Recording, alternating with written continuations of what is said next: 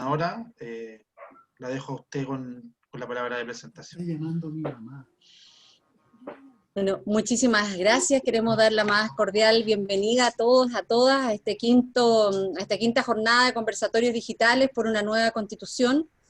Esta es una iniciativa que hemos planteado en el esfuerzo de ir democratizando este proceso de información y preparándonos también para el proceso que hemos ya iniciado de la ruta constituyente, que el 25 de octubre tiene un hito muy importante. De hecho, la clave de acceso a este encuentro era el apruebo y convención constituyente, que es el domicilio donde nosotros estamos ahí matriculados, y hoy conversaremos sobre un aspecto que debe, en nuestra opinión, ser incorporado también en la nueva Constitución, como un derecho que se garantice para todos los chilenos y chilenas, como lo es el acceso a la cultura, a las artes y al patrimonio.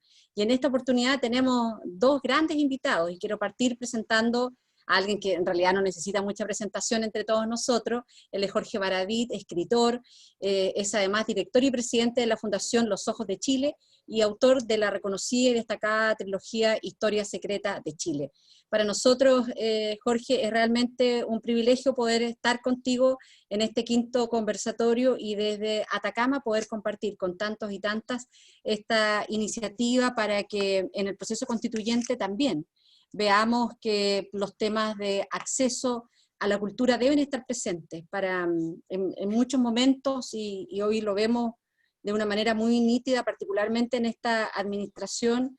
La cultura es considerado como un ente accesorio, y es fundamental para no solo la recuperación de lo que hoy estamos viviendo en esta crisis sanitaria, sino para mantener viva nuestras tradiciones, nuestra cultura, y por eso que consideramos que es tan importante que en estos conversatorios también ayudemos a sensibilizar y a hacer conciencia en que el acceso a la cultura debe y tiene que garantizarse para todos los chilenos y chilenas. Queremos dejar con la palabra a ustedes. Siempre se me olvida de hablar un poco más lento. Queremos agradecer también a nuestros intérpretes de lengua de señas que nos acompañan, como ha sido tradicional en todos nuestros conversatorios, y quiero dejar con la palabra a Jorge Baradit. Jorge. Gracias, senadora. Encantado de conversar con usted y con todas las personas que están invitadas, los que han entrado a este foro. Son tiempos muy bonitos, son tiempos donde estamos preguntándonos cuál es el país que queremos con la posibilidad cierta de construirlo. Esto es muy raro. Los que ya pintamos canas, estábamos un poco aburridos de soñar en un posible futuro que quizás alguna vez, y ahora es increíble cómo en el arco de un año se han dado todas estas situaciones que nos permiten soñar, pero con la posibilidad cierta de construir lo que estamos soñando. Y en ese sentido, el tema que nos convoca, cultura, es fundamental. A mí me gustaría partir diciendo por qué se está volviendo, o planteando por qué se está volviendo tan crítico el tema de la cultura. A partir de lo contingente, tenemos un ámbito de la cultura extremadamente deprimido, tenemos áreas de la cultura, de la expresión artística, del patrimonio, de las tradiciones, que está extremadamente en crisis. Están sufriendo los pintores, artistas en general, escultores, dramaturgos, actores y actrices de teatro, un momento negro y oscuro en su historia, en la historia del teatro, el cine y las actividades artísticas en general. Y hay que tener claro primero por qué está ocurriendo. Una de las grandes razones por las cuales está ocurriendo esto es justamente la Constitución de 1980, pero más allá de eso, la cosmovisión, el modelo instalado durante el periodo de dictadura. Alguien podría decir, claro, de nuevo están hablando de la dictadura, nuevamente están hablando de la Constitución, como si todo tuviera que ver con eso. Y la verdad es que sí. Cuando el año 2010, el año 2008, 2010, 11, comenzó la sociedad a verse superada por sus problemas y comenzó a volver a expresarse de una manera que no era vista desde los años 80, ocurrió un fenómeno. habían actividades por separado. Por un lado estaba el problema de las pensiones, por otro lado estaba el problema de la cultura, por otro lado el problema de la salud, y parecía una enorme dispersión de problemas que provocaba una gran división, fragmentación en las solicitudes. Y no fue muy difícil descubrir que todos esos problemas y esos topes que estaban teniendo muchos de nuestros aspectos tenían un origen común. Y ese origen común era la Constitución de 1980. Se le llamó en ese momento, recuerdo, el problema madre. ¿Qué tiene que ver? Hay que entender cuál es el problema madre que tiene la Constitución de 1980 y el modelo instalado, porque son dos cosas de lo mismo. Uno parece ser el hardware y otro el software. Uno parece ser el cuerpo y otro parece ser el alma. La Constitución de 1980 es un esqueleto o es un cubículo, ¿no? Una especie de habitación diseñada, climatizada y con todas las necesidades para que viva y se desarrolle algo que llamamos, o que hemos dado en llamar, el modelo neoliberal. El modelo neoliberal es un turbocapitalismo, es un capitalismo exacerbado, es una disminución al máximo del Estado, y es una liberalización al máximo de las libertades para hacer comercio, para generar empresas y para utilizar los recursos de la naturaleza. Dicho súper en simple, un problema importante que instaló la Constitución de 1980 y este modelo es que se permeó a todas las áreas de la sociedad. Esto no es solamente un modelo económico. El modelo neoliberal no es solo un modelo económico. Es una cosmovisión, es una idea muy tóxica que entra en todos los aspectos de nuestra vida. Y esa idea es, lisa y llanamente, que solo sirve lo que es rentable. El gran criterio, cuando uno dice cómo uno mide a un médico o una clínica, es por el servicio que da, por el buen servicio que da. ¿Cómo mide a un arquitecto? Bueno, por las buenas casas que construye. ¿Cómo mide a una escuela? Bueno, la mide por lo bien que le enseña a sus alumnos. ¿Cómo uno mide el emprendimiento de cualquier persona? Lo mide qué tan bien va a ser sus zapatos, qué tan bien va a quedar ese televisor. El problema es que esta idea del neoliberalismo es tan potente, es extremadamente pregnante y se adhiere a todos los aspectos de nuestra sociedad porque es muy simple. Dice que lo que realmente importa es si algo es rentable o no, si algo deja plata o no. Entonces, desde ese punto de vista, a la clínica ya no le interesa curar bien a la gente. Yo creo que todos nos hemos topado con esas clínicas que parecen máquinas de fabricar sanos en línea, ¿no? Porque uno entra a un lugar y el médico ya no te atiende media hora, 40 minutos, donde te pregunta por tu salud, por la de tu familia, por tu entorno, sino que lo que hizo esa clínica fue rentabilizar. Y hoy día te atienden 10 minutos. Por una razón sencilla, en vez de absorber 2 clientes o 2 pacientes en una hora, como era antes, ahora lo rentabilizan, lo potencian y atienden a 6, ¿no? Y ahí la clínica lo está haciendo bien. Ese es un criterio neoliberal. No importa la salud, importa qué tan rentable se vuelve. Lo mismo una casa. En una casa va a importar si los muros, no es que los muros tengan que estar de cierta manera porque resisten mejor el ruido, porque resisten mejor la humedad, no. Una casa está bien construida si están los muros lo suficientemente delgados para que se gaste menos y así se gane más, cumpliendo al mínimo la norma. Todo cumple al mínimo la norma. Un profesor, una escuela, una empresa, una clínica, una universidad, lo va a estar haciendo bien si tiene números azules más grandes al final del mes. Nada más. Eso es un disolvente de los valores nacionales. Ya no hay, por eso que la gente siente que ya no hay vocaciones, por eso que la gente siente que ya nadie da algo más, no le pone más pino del que puede y vende más caro de lo que debe porque lo único que importa es la rentabilidad. ¿Cuál es el problema con esto? Que las actividades que le empiezan a importar a todo el Estado son las actividades que son rentables. Y ya le empiezan a molestar y empiezan a no entender porque están metidos dentro de una cosmovisión, ¿no? Están metidos dentro de lo que se llama un paradigma. que ya no entiende por qué existen actividades que no son rentables. O sea, ¿qué es esto del teatro? ¿Qué es esto del teatro? Que la gente se junta meses a ensayar, a experimentar y después van 40 personas. Eso no es rentable, ¿no? Entonces se deja de ayudar cuestiones que no son rentables. En el último trabajo de oficina que yo tuve, estaba en un tiempo libre leyendo un libro de poesía. Estaba leyendo un libro de poesías de Jorge Luis Borges. Y se me acerca el gerente general de la empresa, y me dice, oye, ¿qué estáis leyendo? Y yo le digo, mira, es un poemario, uno de los últimos poemarios de Jorge Luis Borges. Y me mira y me dice, ¿y para qué?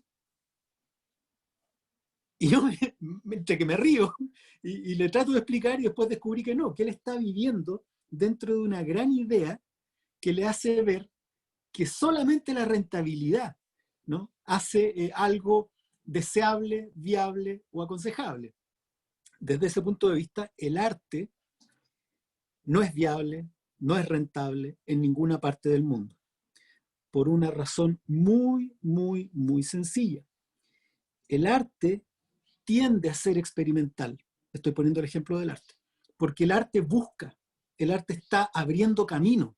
Hay poesía que no se entiende. Hay obras de arte que uno no entiende. Es como cuando uno ve, por ejemplo, las colecciones de los grandes diseñadores de ropa y aparecen personas con unos trajes raros y uno se mate la risa porque dice, oye, yo jamás me pondría eso. Lo que uno no entiende es que en esa búsqueda y experimentación de ese artista, al año siguiente se utiliza esa tela, o el tipo descubrió una nueva manera de cerrar, o unos nuevos tipos de botones que se van sumando a la industria, a la producción industrial. El artista busca. Esto es lo mismo que en ciencia. Cuando uno le pregunta realmente a alguien que hace búsqueda científica, ¿no?, que hace exploración científica, y tú le preguntas, ¿para qué estás haciendo ese experimento?, regularmente el tipo te va a responder, no tengo idea. Para que el hombre llegara a la Luna, hubo que recoger décadas de experimentación que en muchos casos no tenían ninguna idea del uso que se le iba a dar. La exploración es fundamental. En algún momento esa exploración hace sentido. En algún momento se juntan y convergen ideas y pueden mandar a un hombre a la Luna. Hay ideas que surgen de lugares inesperados. Lo que se hizo para el viaje a la Luna sirvió para desarrollar los cierres velcro. Lo que sirvió para una teoría de Einstein que no tenía ningún sentido sobre una desviación que se produce por efecto de la relatividad, terminó sirviendo para generar los GPS, con los que hoy día casi no entendemos, o sea, no entendemos la vida sin GPS. Entonces en arte ocurre algo similar, pero hay una diferencia importante, que el arte, la poesía, la literatura, el teatro, exploran el ser nacional, la identidad nacional, exploran ni más ni menos quiénes somos, para dónde vamos, de dónde venimos, y están permanentemente explorando. Pero por supuesto, para un modelo como el neoliberal, todo eso es pérdida de tiempo, porque ¿dónde están las lucas? ¿Y en qué deviene entonces el arte? En que el teatro tiene que dejar de explorar, porque tiene que vivir, esas personas tienen que vivir. Entonces, ¿qué ocurre? El teatro tiene que terminar haciendo comedias, musicales, repetir obras que en algún momento fueron famosas para sobrevivir, y detienen el proceso de búsqueda. Y entonces el arte empieza a mirar solamente lo que es rentable, hacer obras, comedias para que la gente se ría. Y cesa la exploración, cesa la experimentación, cesa la búsqueda de nuestra individualidad y de nuestra identidad como país, y el país entero se empobrece. Eso mismo ocurre con la literatura, con la poesía, con la escultura, con la pintura, ocurre con todas las áreas del arte. Eso es lo que nosotros conocemos como el arte experimental. Hay otras formas de cultura que son, por ejemplo, las tradiciones o son la artesanía. Al buscar estas cosas nuevas también se afecta la artesanía, porque el artesano, en vez de fabricar todo lo que le enseñaron a él sus antepasados y mantener una tradición, termina fabricando de 20 piezas solamente las 3 que venden más. Y las otras se pierden. Y se pierden para siempre. Porque cuando le toca enseñar su oficio, esas otras piezas ya no las enseña, porque son esas tres las que se venden. Y no solo eso, ¿sabes qué? Vino un tipo y le dijo, oye, ¿y por qué no las pintas de colores fuertes? Porque yo estuve en México y es tan lindo la cosa allá. Y como se empieza a perseguir entonces la rentabilidad, el tipo termina pintando la amarilla, verde y se pierde la tradición. Porque la rentabilidad es inmediatista. La rentabilidad te exige resultados a fin de mes. Y como no hay un Estado que proteja o alguna institución que proteja esto que es patrimonio, la gente tiene que vivir y tiene que medirse con las reglas que tiene. Y esas son reglas salvajes. El que no tiene plata a fin de mes se muere. Y es así como además este criterio único, absolutamente mercantilista, destruye la experimentación. Fíjense, también destruye las tradiciones. Tiene que volver turísticas las cosas, ¿no? Entonces aparecen en algunas personas de nuestras culturas ancestrales, sucumben y empiezan a ponerle más plumitas a las cosas, le empiezan a poner más colores a cuestiones que no los tenían, y empiezan a hacer bailes que a lo mejor no eran tan reales, porque eso es más rentable y se vuelve más turístico y la gente viene más y tenemos más platita. Es súper importante entender que lo que nosotros necesitamos con un cambio de constitución no es solamente un cambio en la redistribución del poder, la distribución del poder, no es solamente poner leyes para que tengamos derechos sociales. Lo que nosotros necesitamos con una nueva constitución es tener un nuevo alma para el país. Si nosotros hacemos una nueva constitución con todos los derechos y leyes nuevas que ustedes quieran, pero si no cambiamos esa alma que tiene la de 1980, que desprecia todo lo blando, es decir, las artes, la cultura, la educación, vamos a seguir donde mismo. Lo que nosotros necesitamos es volver a entender y valorar el arte, la cultura, la poesía, los espacios públicos, los grafiteros, los raperos, la música tradicional, las artes y tradiciones de nuestros pueblos ancestrales, cuidarlos no para que se potencien como maquinitas de hacer plata, sino como parte de la esencia de nuestra nación. Eso es fundamental entender primero, que lo que nosotros necesitamos es un alma nueva donde quepa la identidad nacional. Que una constitución no es un contrato con minúscula, una constitución es una carta donde está reflejada el alma de este país, ¿no? Una carta, un preámbulo a lo mejor escrito, a mí me encantaría un preámbulo a la constitución escrito por Raúl Zurita, por ejemplo, donde se expresara el alma nacional, ¿no? Y que los niños lo pudieran aprender, donde se dice valoramos las tradiciones y la cultura de nuestros pueblos ancestrales, porque son el corazón, son el magma de este país. Y de esa manera volver a entender que la cultura, el patrimonio y las tradiciones no son algo que hay que conservar como se cuida un jarrón viejo en un museo. Es nuestra alma. Eso es lo primero que a mí me gustaría que se entendiera. Y si me dejan seguir o me interrumpen, yo puedo seguir, ya sigo. Porque hay otro punto también que es súper importante. Nosotros somos gente del ámbito de la izquierda, somos gente del ámbito de la centroizquierda, somos gente del ámbito de los derechos sociales, somos personas que ponemos a la gente en el centro de nuestras preocupaciones. Somos personas que le damos valor y tenemos una sensibilidad especial por lo que tiene que ver con la humanidad, con lo blando, como se dice, ¿no? Yo entiendo eso.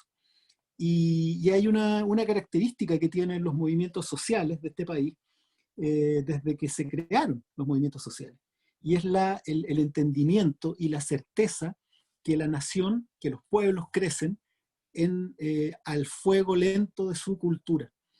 Cuando en el siglo XIX, y nos vamos a ir un poquito para atrás, se crearon las primeras asociaciones de obreros, de trabajadoras, de artesanos, para resolver sus problemas, porque el Estado no los pescaba, los trabajadores no tenían un solo derecho, ninguno.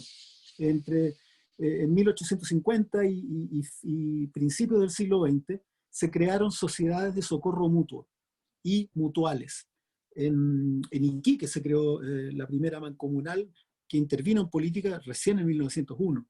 Y estas mancomunales y estos socorros mutuos, fíjense que primero resolvían las cuestiones inmediatas, las necesidades como el hambre, la salud, los funerales, eran súper importantes los funerales. Uno cuando va a los cementerios antiguos siempre encuentra estos mausoleos de sociedades de socorros mutuos de los zapateros, de qué sé yo.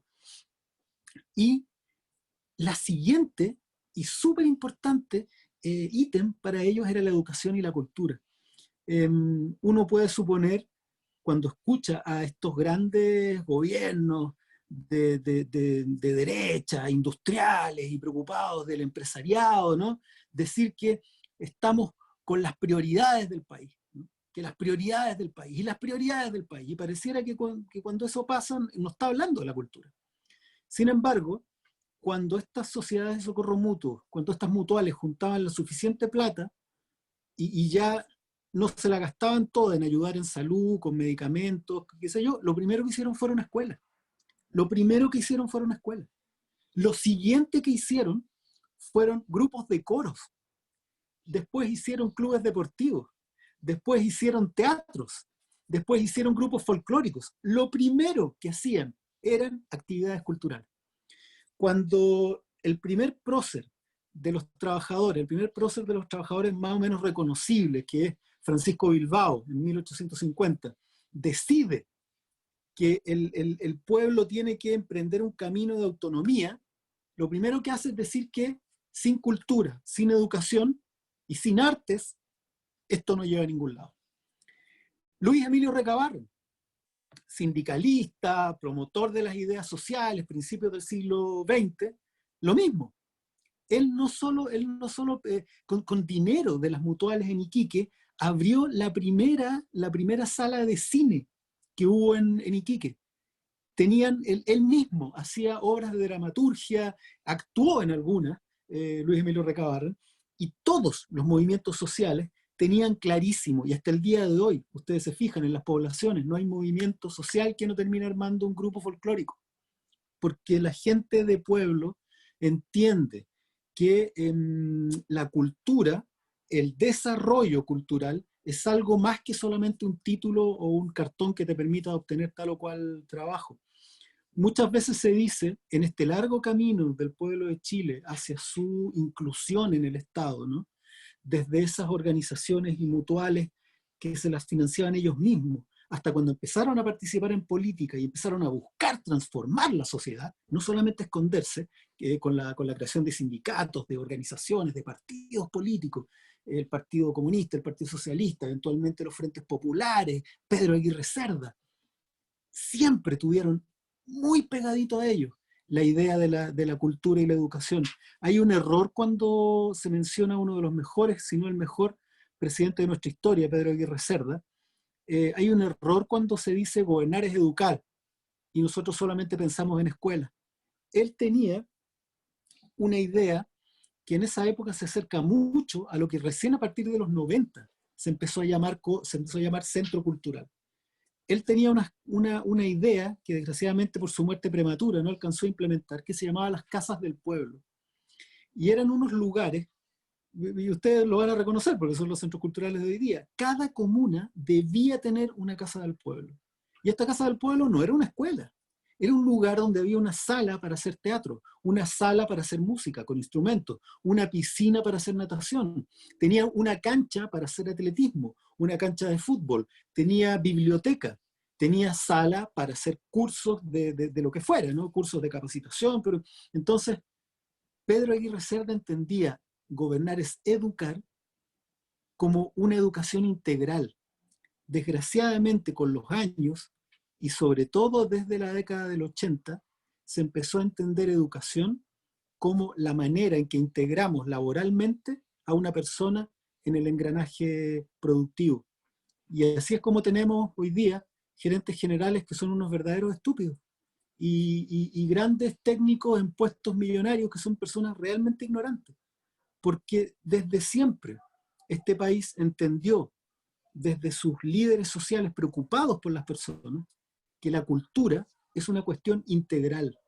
es una cuestión completamente integral, que hacía que la persona pudiera no solamente aprender un oficio, sino además un instrumento musical, además una visión con respecto a la poesía, que desarrollara sus habilidades narrativas. Porque esta es una persona, es un hombre, alguien que puede apreciar la belleza. En la primera asamblea constituyente que se hizo en nuestro país, que se hizo en marzo-abril de 1925, grupos populares armaron una asamblea constituyente que no era vinculante con la Constitución del 25, fue un ensayo. Uno de los ítems, junto con otros muy visionarios, había uno, por ejemplo, que decía que hombre y mujer tenían que tener los mismos derechos políticos, sociales y administrativos ahora, en 1925, cuando recién en la década del 50 se vino a aprobar recién el derecho a voto. Entonces, en esa asamblea constituyente, los obreros, trabajadores y asalariados e intelectuales, así se llama esa asamblea, de asalariados e intelectuales, proponían educación gratuita, desde educación básica a media, en esa época se llamaban distintos, desde educación básica a media, pero ¿para qué? Explícitamente decía, no solamente para que encuentre un lugar, no solamente para que encuentre un oficio con el cual suplir sus necesidades diarias, sino también para que pueda conocer el universo y apreciar la belleza del mundo. Esa es una definición maravillosa, nos hace mejores personas, nos hace más empáticos, nos hace más emotivos, nos hace personas que somos capaces de desarrollar habilidades intelectuales mejores. Se sabe que el niño que estudia un instrumento musical aprende de manera mucho más rápida y mejor que un niño que no. El refinamiento de una educación integral en un ámbito cultural amplio, donde además se aprecien las tradiciones, no solo de tu genealogía, sino de los pueblos con los que convives, es algo que tenemos que recuperar para nuestro país, porque un país no es una empresa, donde solamente vales por lo que sabes hacer en la cadena productiva. Un país vale por lo que valen sus personas, en su radio, en su diámetro humano. Es fundamental, por eso que quise extenderme tanto en este punto, es fundamental entender por qué es importante la cultura. La cultura no es solo entretenimiento, la cultura tampoco es la cultura naranja, ¿no? La economía naranja, que pongamos a producir el folclore para que nos dé plata, no es solo eso tampoco. La cultura es ni más ni menos que el alma del país, ¿no? Por eso que durante la pandemia, y con esto cierro, Angela Merkel denominó de primera necesidad, así de simple, de primera necesidad a la cultura, porque sabe qué es lo que sostiene un país, no las tablillas Excel y los números azules a fin de mes. Eso para empezar a calentar el tema. Bueno, muchísimas gracias, Jorge. Estamos absolutamente de acuerdo en que esta discusión en la que todos somos partícipes y estamos viviendo un momento también de mucha esperanza en nuestro país, es respecto de lo que tú partías señalando, cuál es el país que queremos, y a partir de eso, cuál es la educación que necesitamos, cuál es el acceso a la cultura que se requiere. Y el neoliberalismo es mucho más que los temas económicos, tiene que ver con este modelo rentista, y este modelo rentista que ha impregnado la educación, la salud, la cultura, y que en definitiva ha generado tanta desigualdad, porque aquellos que no tienen recursos no pueden acceder no pueden acceder a la cultura, no pueden acceder a una salud de calidad, no pueden acceder a lo que hoy día nosotros consideramos es tan importante finalmente desde el punto de vista de los derechos sociales y económicos. Y compartimos además plenamente en que cuando Pedro Aguirre Cerda decía gobernar es educar, es porque entendía que la educación no se contiene solo en los muros de las salas de clase, es cómo se construye un país vinculado a los temas educativos. Así es que bueno, muchísimas gracias por esta participación, y queremos dar también la bienvenida a Paulina García. ¿Está con Rodrigo? No ha llegado todavía, así que no aún. No ha llegado la parte, ya. ¿Puedo comentar algo? Perfecto. Sí, no, podemos hacer preguntas, ¿te parece? Le podemos pedir a nuestros Hagámoslo. invitados si es que hay consultas a nuestro tremendo invitado Jorge Baradit que tenemos en el día de hoy en nuestro conversatorio. Sí, Aquí hacemos las preguntas a viva voz, Jorge. a la espera de que ingrese Paulina García, hay para intervenir, hacer alguna acotación o pregunta, dos formas de inscribirse: a través del chat del Zoom o levantando la mano. Michael ya la levantó, entonces lo que sí es el tema del tiempo para poder ir respetando que todos Sí, puedan participar. lo único que nos ajustamos es que sea pregunta de O 2 minutos y comentarios, si no, después ya Rodrigo corta el micrófono para que pueda así responder. que Vamos, ya Rodrigo. Michael estaba pidiéndome la palabra. Sí, muy buenas tardes a todos y todas. Senadora Yana Proboste, ¿cómo está? La saludamos desde la ciudad de Los Ángeles, octava región. Jorge Baradit, también un gusto, un agrado poder escucharte. La verdad es que, bueno, tengo todos tus libros por aquí, solamente me falta el último, así que estoy esperando que me llegue. Quiero hacerte dos preguntas principalmente. Una, va ligada al tema de la Constitución. Sabemos que tenemos muchas esperanzas puestas en este proceso constituyente, pero hay muchos que dicen que está captado por los partidos políticos. Yo formo parte de un partido político, así que también defiendo esa parte, pero hay muy poco espacio para los independientes, hay muy poco espacio para la cultura, ¿ya? Porque sabemos que lamentablemente esto se realizó de una forma, porque bueno, era la estrategia que se utilizó ese 15 de noviembre, ¿verdad? Pero hay mucho miedo con respecto a que quienes fuesen, porque yo estoy seguro que va a ganar el apruebo con amplia mayoría, pero que quienes vayan a tomar la constituyente esté muy ligado a la élite y esté muy ligado siempre a las mismas bases políticas. Entonces, por ahí, preguntarte qué piensas con respecto a eso, porque, o sea, van 30 días, o sea, quedan 30 días para la constituyente y todavía estamos pensando, hoy estamos poniéndonos de acuerdo si los pueblos indígenas van a tener espacio para estar ahí.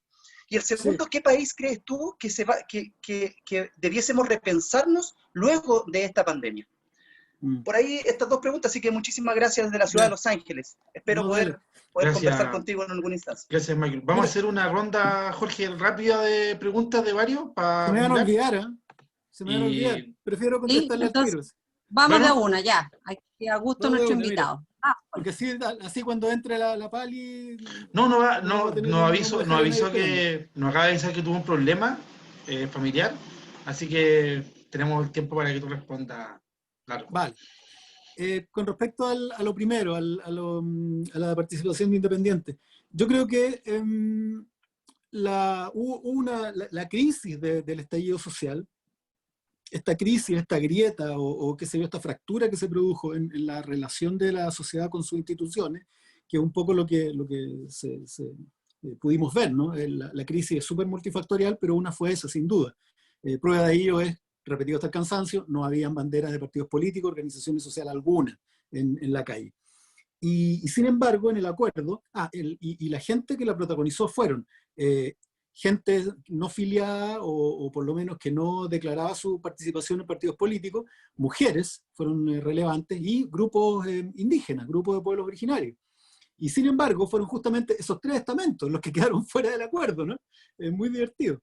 Y eso demostraba un poco que la clase política, a la que muchos igual pertenecemos de algún modo, aunque desde mi punto de vista, por lo menos yo soy informal, pero igual estoy ahí, de algún modo, no entendieron algo. Yo creo, de verdad, que su mandato fue revocado, no en términos formales, pero el mandato les fue revocado el 18 de octubre. ¿De qué manera? La política en Chile estaba funcionando hace mucho rato con, oye, yo te entrego este cheque en blanco una vez cada 4 años cuando voy a marcar el voto y después tú verás lo que haces. Y esa persona sentía que tenía ese cheque en blanco, ese mandato para actuar, ¿no? Y actuaban y llegaban a acuerdos y de pronto desde la oposición apoyaban al gobierno porque por otro lado obtenían otra cosa, administraban con libertad eso.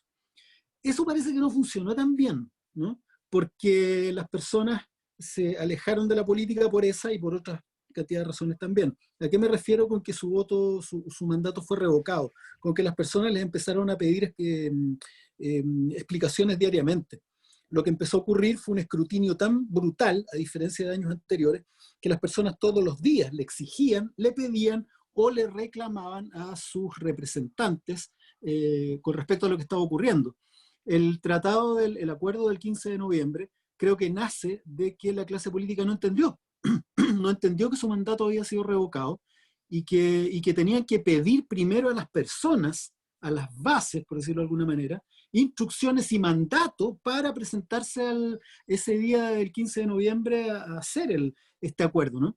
Por eso que a las personas les pareció tan raro y a la clase política no. La clase política estaba acostumbrada a ir con este mandato y firmar acuerdos y hacer trámites, como quien emite estos permisos notariales, ¿no? A ellos les pareció súper normal, pero a la gente le pareció atroz, porque, oye viejo, si yo te revoqué el mandato, lo que yo quiero que tú hagas ahora es lo que nosotros estamos queriendo que tú hagas. Se produjo un empoderamiento tal que no se entendió eso. El empoderamiento fue tan brutal de las personas que lo que estaban esperando era que esos tipos que habían sido electos les preguntaran qué es lo que querían hacer.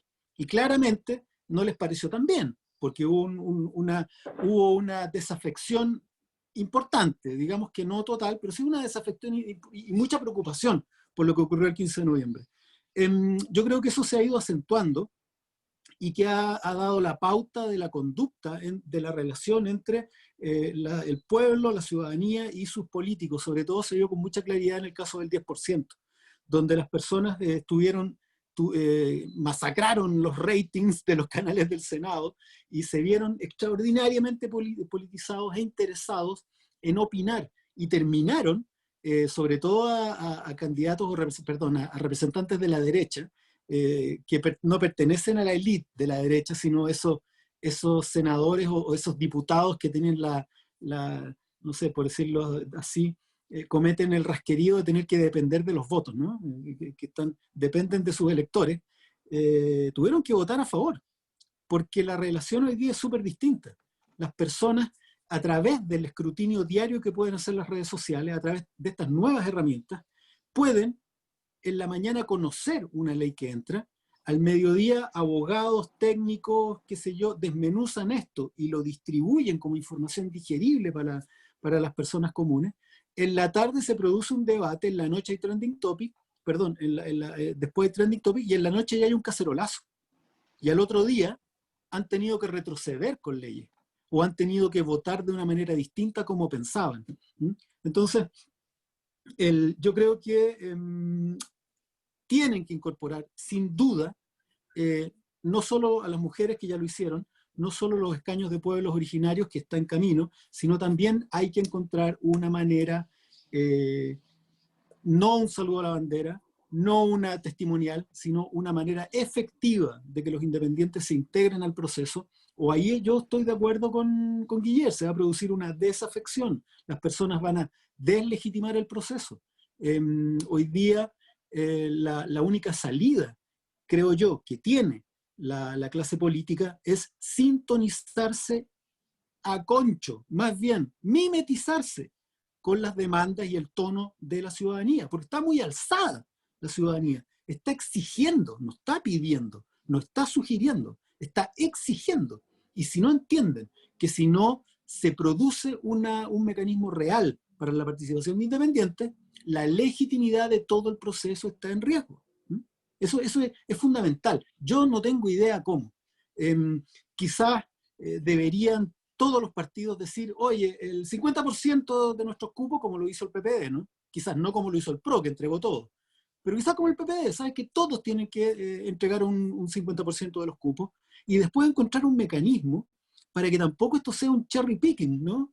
Para que los partidos no digan, ya, elijo a esta sandía calá, a este de acá, a este gallo que sale en la tele, a este otro, y me aseguro. No, no sé cómo. Yo sé que queda súper poco tiempo, pero a mí me habrían encantado unas primarias municipales, ¿no? Por ejemplo, con gente de territorios, dirigentes sociales, líderes que fueran a primarias y que no sé, pues eligieran esos 5, ¿no? Y esos 5 de ahí tienen que estar incluidos en las papeletas de los partidos políticos, ¿no? Un mecanismo fuera de los partidos políticos para elegirlos. Es súper complicado a estas alturas, pero es lo que me habría encantado, porque de eso depende, creo yo, la legitimidad de un proceso que fue iniciado por los independientes, ¿no? Y que de alguna manera fue, yo no diría capturado, yo creo que un poquito sí, ¿eh? Pero que fue liderado en este sentido por quien a lo mejor no tenía todo el mandato entregado. El mandato hace rato que volvió, la soberanía hace rato que volvió a la gente, y la gente siente que la tiene. Entonces le molesta cuando estos señores allá arriba hacen lo que quieren, ¿no? Sin preguntar. Desgraciadamente no hay mecanismos para hacerlo, porque en estos años no hemos sido capaces de construir esos mecanismos de participación directa o de gobierno de abajo para arriba. En ese sentido, la concertación tiene mucha responsabilidad, sobre todo en los primeros 10 años de gobierno. Muchas gracias, Jorge, por la respuesta. Tengo inscrito a 5 personas más, así que vamos a ir haciendo ahí con el tiempo. Jorge González está levantando la mano. Si te desmuteas. Ahí está. A lo mejor puedes dar la lista para que todos se... Jorge González, Fernando Acuña, Hernán Robles, Jorge Rivas y Marianela Gutiérrez son los que están inscritos hasta ahora. Muchas gracias, senadora, muchas gracias, Rodrigo, muchas gracias, tocayo Jorge Baradit.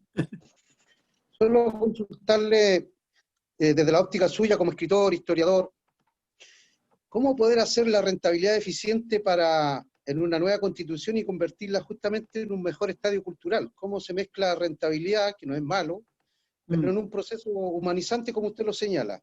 Eso es lo primero. Sí. Si hay alguna indicación, algún método que a usted pudiera señalarle un camino distinto a hacer cultura.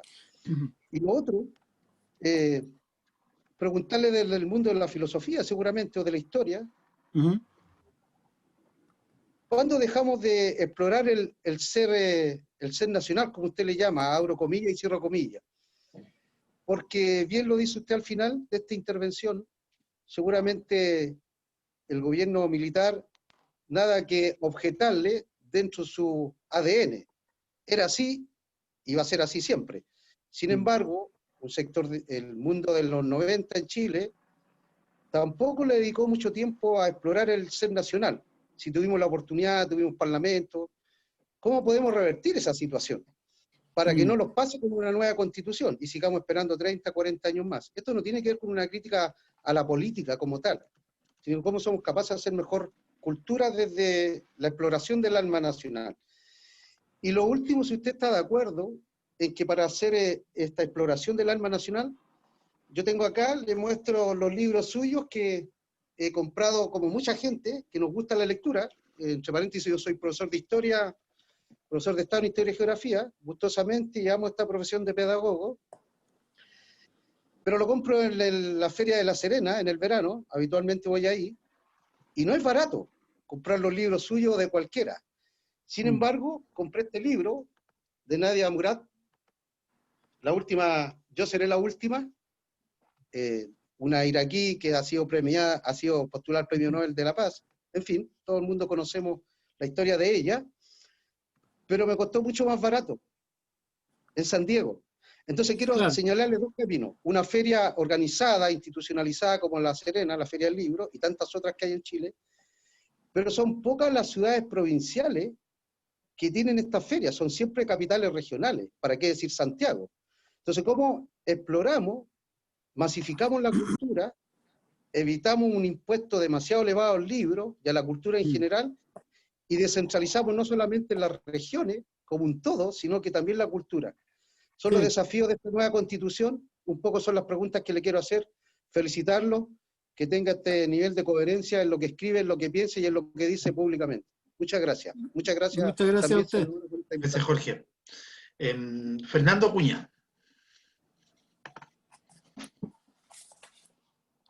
Me pillaste paveando porque yo pensé que iba a ir contestando todas de a una. Pero lo primero, decir que estoy feliz. Gracias, Yana, Rodrigo, Jorge, por la invitación. Este es un momento maravilloso. Entonces, quiero afirmarlo. Lo segundo, Jorge, muy simple. ¿Qué cosas con respecto a la cultura tú propones que defendamos para la nueva Constitución. Así de simple. Conciso, don Fernando, muchas gracias. Ahora está anotado Hernán Robles, como un árbitro de fútbol Hagamos estas antiguo. dos, Rodrigo, Ya, hagamos estas esos dos para dos y que después pueda por otra. responderla Jorge. Después viene don Hernán entonces. Jorge. Ya, vamos. A don Jorge González, que tiene un tremendo nombre. Vamos. A la pregunta, ¿cómo recuperamos? ¿Cómo recuperamos ese arte? Porque, claro, decimos, los militares nunca han sido muy cercanos a la cultura. Ellos tienen una cultura propia, que tiene ciertos alcances, que a mí siempre me ha preocupado que se traslape con la cultura civil. Nunca he entendido por qué tenemos héroes militares para una sociedad civil con valores militares para una sociedad civil. A mí me encantaría que ellos tuvieran sus propios héroes y nosotros tuviéramos los nuestros.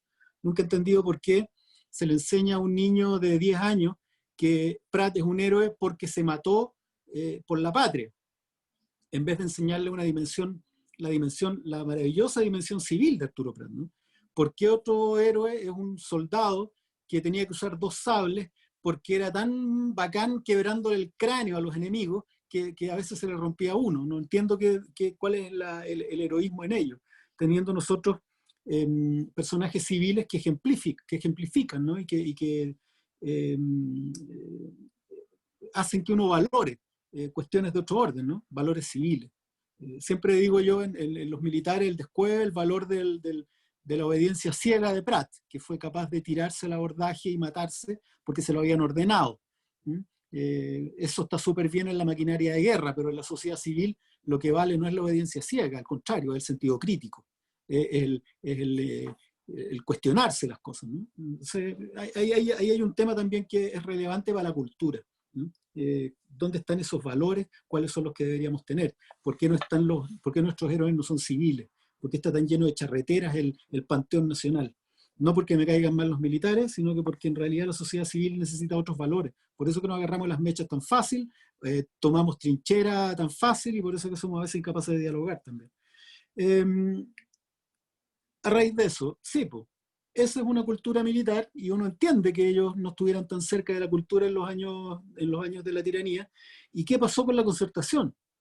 Lo que pasó con la Concertación es que frente al vacío que dejaron las izquierdas a principios de los años 90, la Concertación lo que hizo fue saltar del bote que tenía, o el bote que siempre había tenido, al bote de los otros, ¿no?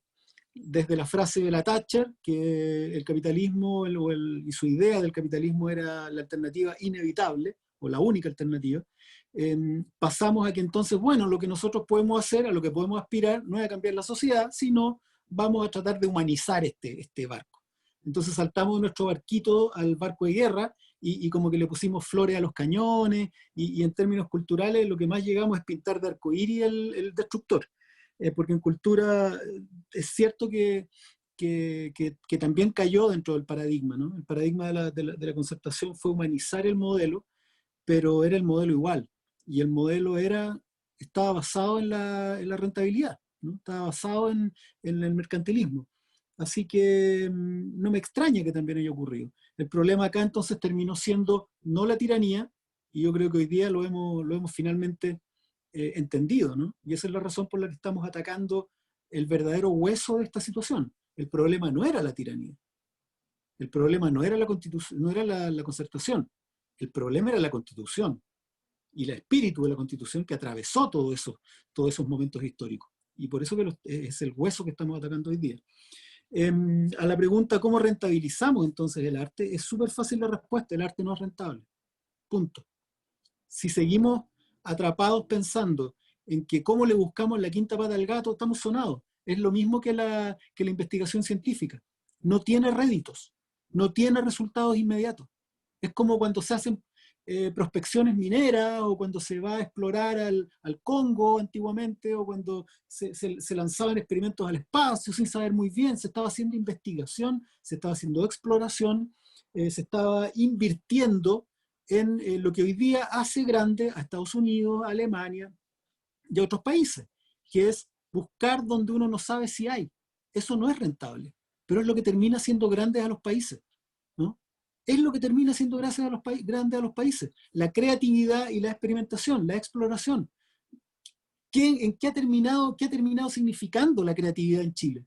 En Chile la creatividad significa ser los primeros en traer algo que ya se hizo en otro lado. En eso consiste la creatividad en este país. El primero que copia esa aplicación que se está haciendo en China. El primero que trae algún aparato, ¿no? Pero no hay valoración de la creatividad. Porque no es inmediatista, porque no es rentable. Y este país vive en el arco de un mes de una planilla Excel que fin de mes tiene que ser azul. El arte, al igual como la exploración y la investigación científica, no son rentables. Y es el Estado el que tiene que hacerse cargo, así como yo creo que hoy día están todos transpirando porque el Estado parece que se tiene que hacer cargo de un montón de cosas y todos transpiran, ¿cómo vamos a financiarlo? Bueno, si estamos hablando de un mejor Chile, ese problema yo se lo dejo a otros. Lo que yo sé es que el arte, las tradiciones, la cultura no son rentables. En Francia, en Inglaterra, en Estados Unidos, en Alemania, en todos esos lados tienen fuertes subvenciones, aportes, fondos del Estado o una ley de donaciones qué sé yo, mucho más práctica, mucho más rápida, pero no es rentable. Todo eso maravilloso que nos llega todos los años de fuera, en cine, literatura, arte, teatro, danza, ha tenido un fuerte apoyo estatal, porque si no, no pueden vivir esas personas. Porque de 20 experimentaciones, una reúne y saca algo que termina teniendo un éxito comercial. El error es considerar que ese es el fin, el éxito comercial. Entonces, ante esa pregunta, el Estado se tiene que hacer cargo. El Estado se tiene que hacer cargo de alguna manera para cultivar, para mantener estas áreas funcionando, dando frutos, generando flores, porque no podemos someterlas. Estas disciplinas no se pueden someter al arbitrio del mercado, porque se destruyen, porque desaparecen, porque se pervierten, se terminan convirtiendo en otras cosas. Desgraciadamente, es así de crudo. Con respecto a lo que comentaba también Jorge sobre los libros, fíjate tú que yo creo, y esto lo digo no porque yo sea pieza interesada, sino que lo digo desde la misma vereda, cuando la gente encuentra cara una entrada al teatro de 7.000 pesos, o de 8.000 pesos, o de 10.000 pesos. Lo que yo haría, honestamente, es una campaña de información, una campaña donde la gente entienda de qué se trata un libro. En el fondo, valorar el objeto libro, más que bajarle el precio, porque la gente tiene muchos problemas. Mis libros valían 10 lucas, ahora subieron a 12 por un ajuste, ¿no? Pero mis libros yo pedí que me dijeran cuánto espesor tenían que tener para que valieran 10 lucas, un solo billete, y los encontraban muy caros todavía. Sin embargo, esas mismas personas que lo encontraban súper caro no tenían ningún problema el fin de semana en tomarse un chop, comerse 2 completos, y sumando todo también le salía 10 lucas, ¿no? También le salía 10 lucas. Y en el libro participa el escritor, que le dedica 2 años de su trabajo a un libro, participa un diseñador, un editor, un corrector de estilo, un dibujante, un diseñador gráfico, un imprentero, un técnico de imprenta. La cadena para producir un libro, ni hablar de la investigación y del tiempo que tiene que tomarse un escritor para desarrollar el texto, es enorme, enorme. Entonces yo, en vez de decir que los libros valgan 3 lucas, yo diría, entendamos por qué valen 10, por qué valen 12, ¿no? Y si la gente logra valorar lo que hay detrás, va a comprar ese libro sin ningún problema. Lo que no quita que tengamos políticas de acercamiento a la lectura. Me parece maravilloso lo que hizo en algún momento la presidenta Bachelet de llenar el país de bibliotecas. El descuido, ahí ni siquiera tienes que pagar nada. Vas a la biblioteca. Lo que hace Bibliometro desde una iniciativa más o menos privada, más o menos. Bibliometro también, poner al alcance de las personas libros gratuitos, ¿no? También. pero no le quitemos valor a una obra, a un objeto, que es el objeto libro, que es el mínimo posible. No es cierto que en Argentina los libros sean más baratos. No es cierto que en España los libros sean más baratos. Es cosa de meterse a internet y te vas a dar cuenta que no son más baratos. No son más baratos. Cuando la gente dice, oye, pero el pirata vale 3 lucas. Sí, el pirata vale 3 lucas porque ahí hay otra cosa. Yendo en contra o a contrapelo del compañero Lemebel, que le encantaba el pirateo y le gustaba mucho, yo tengo que decir que yo valoro el trabajo de las personas. Y la verdad es que cuando uno compra un libro pirata, en realidad no está haciendo justicia social, ¿no? No está comprando cultura a bajo costo para distribuirlo, porque la verdad es que está detrás de un libro pirata no es una viejita con una manivela y un mimeógrafo en la pintana. Es un empresario que tiene una 4x4 y se va al Caribe con la venta de libros que le robó a trabajadores, ¿no? Y él a su vez tiene una red de trabajadores en una labor precarizada en la calle, vendiendo su producto, porque estos gallos tienen imprentas, tienen camiones de distribución. Yo he visto el mismo libro pirateado mío, con las mismas características, en La Serena y en Valdivia. Distribución nacional. Entonces ese tipo, cuando tú compras un libro pirata, estás financiándole la 4x4 a un capitalista explotador que le robó el trabajo, no solo a mí, sino a toda la cadena. Entonces, yo no tengo esa visión romántica del libro pirata. Para mí es robo a los trabajadores. Por lo que sí estoy, es porque la gente valore el costo de un libro, lo aprecie, y que también se extiendan las posibilidades de acceder a ellos gratuitamente a través de redes. A mí me encantaría, por ejemplo, que todas las bibliotecas de las escuelas estuvieran abiertas al público. Me encantaría que después de las 6 de la tarde todas las escuelas públicas se abrieran y hubiera, por supuesto, una entrada regulada, pero que estuvieran abiertas. Esos libros están perdidos mediodía de poder ser utilizados. Pero ojo, hay que tener ojo con eso. Ellos tienen muchísimo material también. Gracias, Jorge. Tengo anotado algunas personas. Vamos a hacer una otra ronda. Don Hernán Robles. Ya ahí estamos. Bueno, en primer lugar agradecer a quienes organizaron este encuentro, Yasna, Jorge, Rodrigo y a todos los presentes, porque creo que una de las pocas cosas buenas de la pandemia ha sido la posibilidad de poder juntarnos en diferentes instancias para poder conversar. Y entre otras cosas, conversar el Chile que queremos. En relación a lo que decía la señora Luisa Sepúlveda al principio, de las cosas que a uno se le olvida o que uno no sabe, quiero reconocer que la Constitución Política del Estado es un libro que no es muy atractivo de leer, sin embargo, no es muy difícil de comprenderlo. Así que yo invito a las personas que nunca la han tenido en sus manos que le echen una ojeada, porque no es tan complicada su lectura. Lo digo yo, que no soy abogado. Y en la Constitución nuestra, que es la Constitución de Pinochet, está contemplado que el derecho humano a vivir en un entorno sano está ahí garantizado.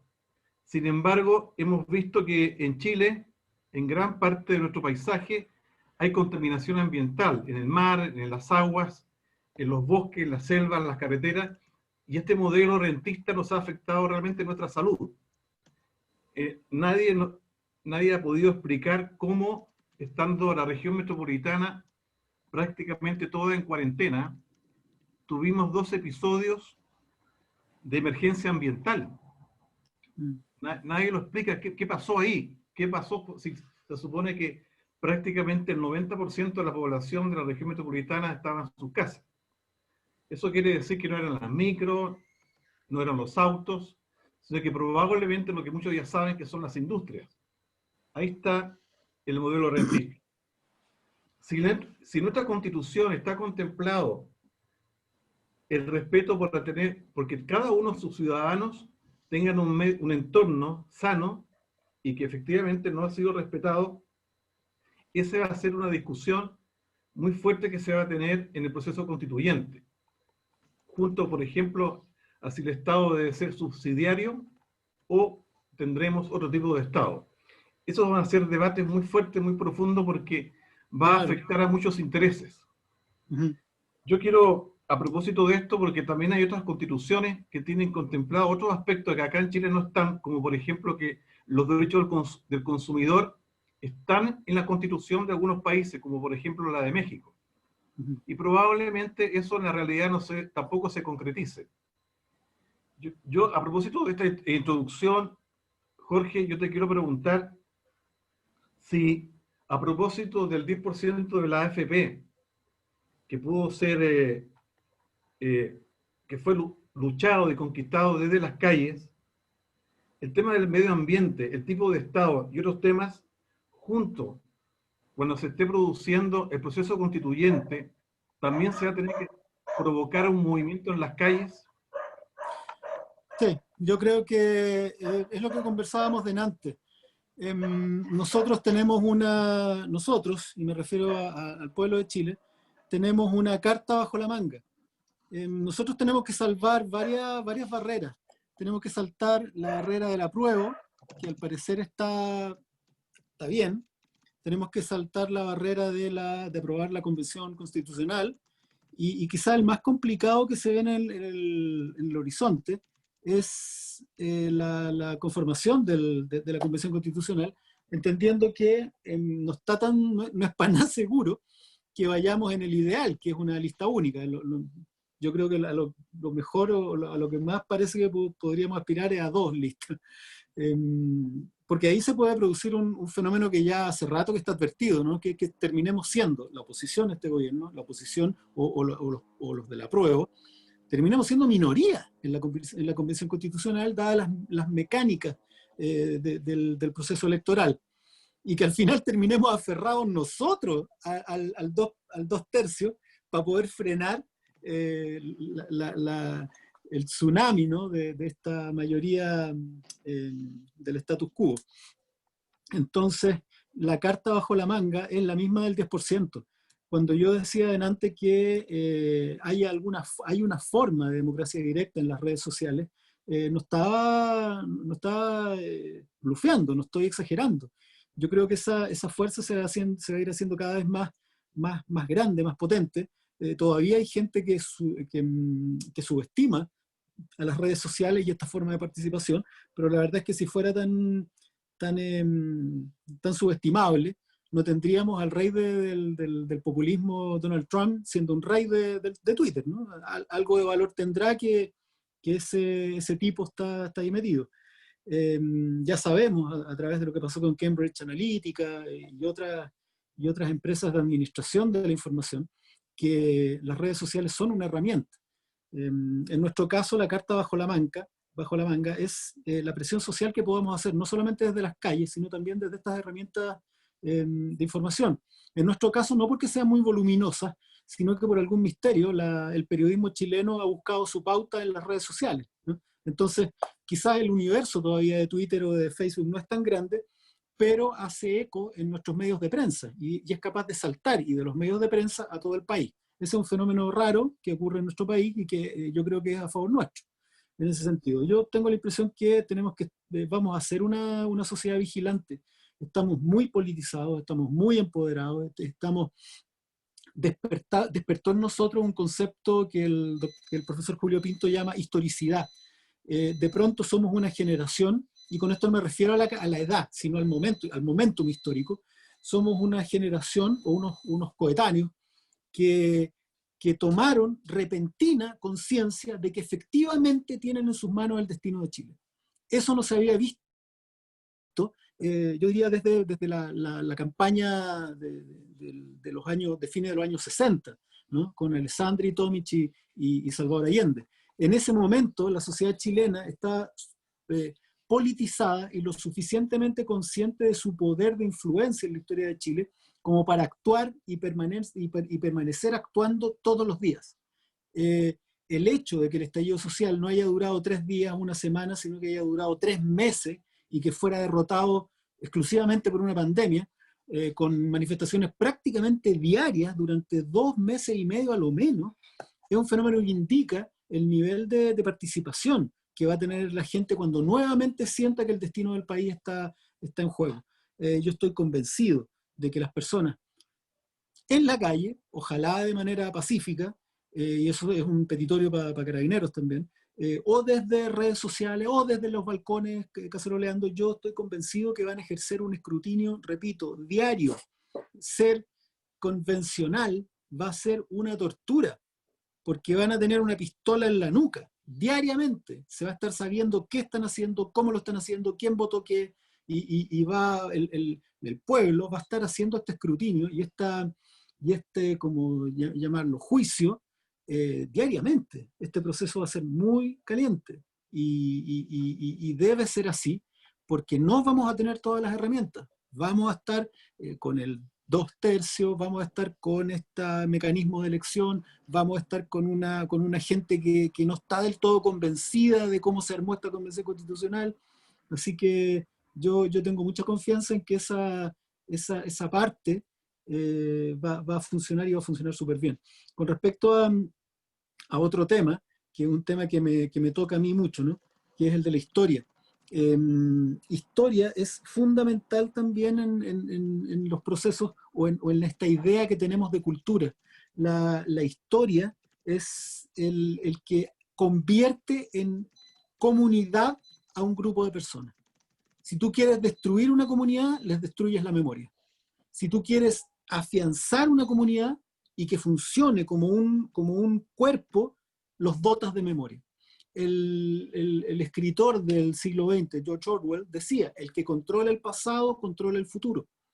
Si una de las razones por las cuales no solamente se eliminan ciertas actividades culturales que se consideran complicadas, ¿no? Sino que además se elimina la historia o se reduce su campo de acción, que ha sido una búsqueda permanente de los sectores más conservadores de Chile, tiene que ver con eso.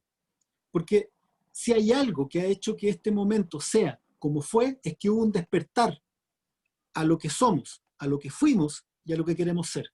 Hubo una revaloración de la historia durante estos últimos lustros o décadas, que ha sido fundamental también. Que las personas vuelvan a discutir sobre Pedro Aguirre Cerda o sobre José Miguel Carrera, o que discutan sobre Ibáñez en las horas de 11, es alucinante. Que las personas se hayan vuelto a interesar en los procesos históricos de nuestro país, indica con mucha fuerza, y a mí me tenía muy esperanzado cuando ocurrió el estallido, que el proceso va a ser acompañado por este sentido de historicidad. Ni hablar, por eso que siempre digo, esto no fueron 30 pesos, fueron 30 años, tampoco fueron 30, tampoco fueron 47. Finalmente la gente, cuando terminó votando estatuas de los conquistadores españoles, de Bernardo Higgins, de Diego Portales, de Cornelio Saavedra, lo que dio a entender es que era una interpelación histórica profunda, con un sentido. La gente tiene un sentido de ser un agente histórico tan potente que está cuestionando la manera como se construyó Estado en este país en 200 años.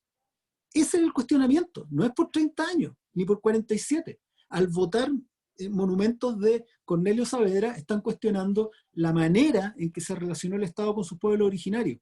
Cuando se votó el monumento a José Menéndez en Punta Arenas, en la Plaza Gamero, cuestionó la manera como el Estado de Chile se alió con grandes empresarios, les dio Chile libre y convirtieron zonas vastas de nuestro país en peladeros, y explotaron y hasta incluso atentaron y fueron responsables de genocidios de pueblos indígenas.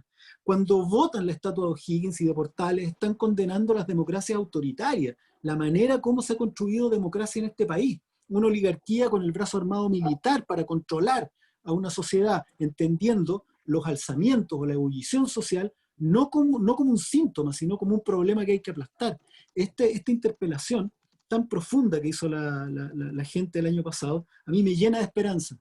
Me llena porque entiendo que las personas nuevamente sienten que son agentes históricos y que han tomado un protagonismo, no sé cómo llamarlo, de un proceso que es de décadas, ¿no? La gente está pensando en 20, 40 años más, cuando está hablando en las asambleas y en los cabildos. Eso a mí me maravilla.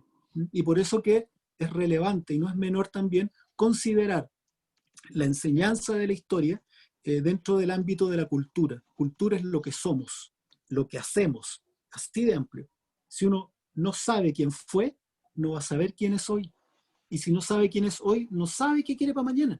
Entonces, revincularse es fundamental para construir un mejor país. Gracias, Jorge. En honor al tiempo, vamos a tratar de hacer más preguntas porque en el formato de este conversatorio lo que más nosotros queremos es que la gente también se exprese y pueda señalar preguntas o intervenir. Por eso el tema de los tiempos y tratar de que todos quienes están anotados puedan dar su opinión. Tengo anotado a don Jorge arriba. A Jorge, aquí está. Porfa, su minuto. ¿Se me escucha o no? Sí, sí. Darle las Se gracias escucha. darle las gracias por el espacio dado y entregado a la senadora Yana Proboste, a ti, Rodrigo, y a Jorge Baradí, que es uno de los historiadores, de los escritores que más me gusta a mí, y que tengo todos los libros de todo esto. Muchas gracias. Primero consultarte sobre, dentro de estos 5 días o 7 días, mejor dicho, han ocurrido crímenes a la comunidad LGBTI actualmente que no se han sabido en televisión, y muy pocos saben. ¿Tú crees de que la comunidad tenga cabida en el proceso constituyente que se viene actualmente? Con ello voy a poner un ejemplo, por ejemplo, de Gabriela Mistral, que es la que vamos a conocer nosotros el día sábado en el programa, Sí, claro. y que tú crees que una mujer como ella, rupturista y aguerrida en ese tiempo, tenga cabida como, por ejemplo, como nosotros, la comunidad que actualmente estamos en un proceso constituyente. Y la segunda es sobre la clase política. Si tú crees que la clase política, por ejemplo, RN, la UDI, la DC, entre otros partidos, estén conscientes realmente de que se necesita un cambio constituyente firme y ya de ahora ya al tiro.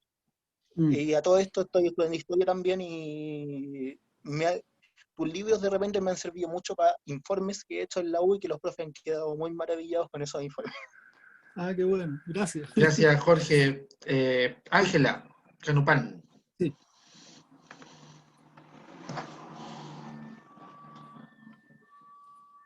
Cortito, lo mío no, si era para preguntarle si efectivamente mandó, que revisó en el celular, si mandó el video para la actividad del 12. Eso, es que Mandé 2 videos. ya, No, uno solo. perfecto. Gracias, Entonces Ángela. yo con eso quedo satisfecha. Muchas gracias. Romina Proboste. Tengo yo, voy a desmutear.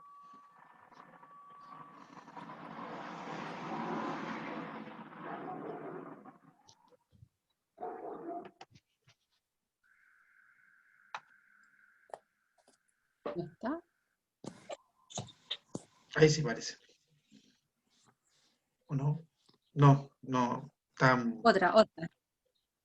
al agua. Hay otra palabra. Sí. Había una consulta en el chat Sí, ahí de lo voy a Pedro entrar, León pero Gallo y el sí, lo voy a leer después ¿Cómo la- de esta ronda, voy a leer todo lo que sale en el chat. Don Enrique Bertrán, por favor.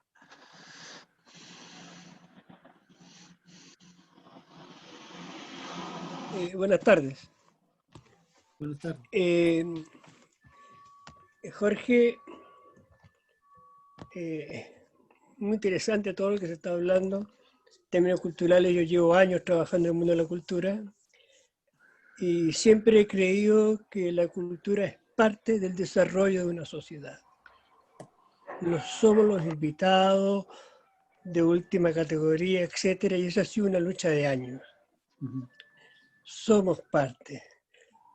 Podemos llegar a tener poder. No queremos competir con los demás. Queremos compartir con los demás. Con salud, con educación, con hacienda, etcétera, etcétera. Teniendo claro ese tema, en términos culturales, ¿qué desafío tiene la cultura para que el día de mañana, porque está hasta la vuelta de la esquina, ante un hecho histórico, Jorge, histórico? Primera vez que nosotros vamos a hacer una constitución. Aquí no la van a hacer otros. La vamos a hacer cada uno de los que estamos aquí, más todos los demás de este país, que son alrededor de 15 millones con derecho a voto. ¿qué hacemos con la confianza? Porque hoy día, como tú lo sabes, y yo creo que Yasna debe sufrir un poco este tema, todas las instituciones tienen un grado de desconfianza muy grande. Y una de las causas por las cuales yo digo que está la desconfianza es porque fue creada por este modelo que hemos criticado, y puedo compartir contigo, yo no hablo de 30 años, yo hablo de 47 años porque este modelo nació hace 47 años. ¿Y por qué este modelo es violento? Porque nació de una acción violenta. El símbolo, el incendio de la moneda. Y no me pierdo. La moneda es un símbolo. Es la casa de todos los presidentes, menos de uno. Tenemos claro quién es. ¿Qué podemos hacer culturalmente? Gracias, con la confianza, porque los partidos políticos son importantes en democracia. Por supuesto, por supuesto. Gracias. Jorge, esa era mi reflexión. Y pregunta, reflexión. Por supuesto. Voy a leer algunas preguntas del chat y le doy la palabra a Jorge después de para cerrar. Marianela Gutiérrez, que se había anotado, se tuvo que ir, pero dejó igual su pregunta, la vamos a hacer. Dice, ¿cómo se va a mejorar la cultura en los colegios? ¿Qué piensas tú, Jorge, de cómo mejorar la cultura en la educación?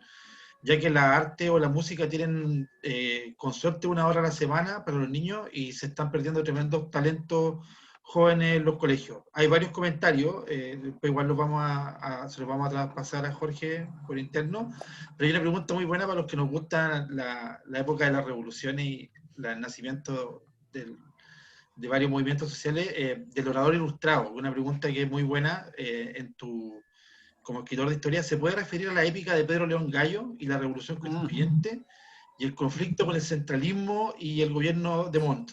Él dice que su señal es deficiente, igual va a quedar la grabación, se la mandamos, dice, ¿qué está ocurriendo en el proceso chileno del siglo XIX? ¿Verdaderamente Pedro León Gallo se habrá inspirado en Francisco Bilbao, Barquín al leer El Crepúsculo y posterior Sociedad de la Igualdad? Esa idea liberadora del pasado, ¿serán los derechos que hoy demandamos?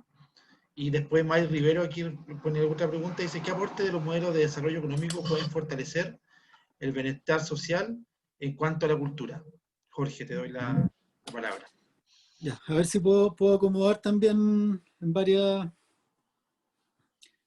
hechos. Cuando alguien decía por ahí que si hay noción de que esto es un hecho histórico, ¿no? Que estemos a puertas de la elaboración de una nueva constitución por parte exclusivamente, o por lo menos, si gana convención constitucional, con un 100% de los convencionales electos por las personas. Yo creo que, de nuevo, me gustaría insistir en ese punto. Esto no es por 30, concuerdo en que el proceso neoliberal comenzó hace 47, pero esto es por 200 años. Esto es por 200 años donde lo que se ha buscado, y no me pierdo en decirlo así, lo que se ha buscado es la mantención de una estructura colonial para nuestro país, ¿no? Cuando llegan los conquistadores a América, y uno puede hablar con esta soltura, porque en realidad 300 años no es nada, es un pestañeo en términos históricos, así que no hay problema en referirse, 300 años no es nada. Cuando llegan los españoles hace 500 años, y durante 300 años prácticamente, hacen un proceso de uniformización del paisaje social latinoamericano. El paisaje social latinoamericano tenía un perfil irregular. Había nobleza, grandes culturas, pequeñas, medianas culturas, algunas que carecían totalmente de tecnología, qué sé yo. Era un perfil irregular, donde habían altos, medianos, bajos en distintos términos, ¿no? Culturales, económicos, qué sé yo. Bueno, todo eso quedó aplastado por esta nave alienígena que aterriza con su metal y sus caballos y sus armas, y se apodera de este continente instalando una costra, a veces útil, a veces parasitaria, a veces las dos cosas, que uniforma hacia abajo, homogeneiza al pueblo y lo convierte en esos, los mestizos, los indios, esos, ¿no? Los criollos de baja estofa, medio pelo, y ellos arriba. Cuando viene el proceso de independencia, lo que buscaban muchos de los jóvenes patriotas que participaron ahí era la instalación de una revolución. ¿Y revolución en qué sentido? Había un modelo que se llamaba república, que era neoliberal, que estaba funcionando en un país del mundo, allá en Estados Unidos, ¿no? Se había instalado este proceso raro donde la gente elegía a sus gobernantes, que no eran bajados y ungidos por Dios, sino que era un proceso donde las personas elegían personas, y si lo hacían mal los cambiaban. No te puedo creer, le tienen que haber dicho. ¿Pero cómo? ¿Y quién los elige? Todos. No, me estáis, sí. No, pues los nobles seguramente. No, todos se elegían. Esas ideas, las ideas de Madison, las ideas de Jefferson, eran las que se discutían y se publicaban en la Aurora de Chile. Pero ¿qué pasó? Durante ese periodo de la independencia hasta los procesos constitucionales, de ensayos constitucionales hasta 1829, se corta violentamente por un golpe de la oligarquía chilena, ¿no? Encabezado por Diego Portales. Y lo que hacen es, la colonia, proceso de independencia, cortan el proceso de construcción de un país y de una república liberal, que era lo que querían estos jóvenes patriotas, entre los que estaba encabezando todo Ramón Freire, y reinstalan el modelo colonial, disfrazado de república, ¿no? Lo que hacen en el fondo es, nosotros somos la oligarquía de nuevo y nosotros mandamos y de ahí para abajo nos importa un carajo. La Constitución del 33, que es producto de una cosa similar a lo que ocurrió en 1980. Es un golpe de Estado militar que instala un gobierno autoritario, que relega, exilia, fusila a los disidentes y entre cuatro paredes arma una constitución que beneficie a la oligarquía, que le deja, aunque ustedes no lo crean, leyes de amarre y un sistema eleccionario que permite sobredimensionar y sobrerepresentar a la clase dominante. Era el censitario. Eso es la reinstalación del modelo colonial. El presidente de la Constitución del 33 era prácticamente un monarca que podía hasta determinar qué presidente era el que venía, ¿no? Y las personas, el gran espesor del pueblo de Chile, no tenía pito que tocar.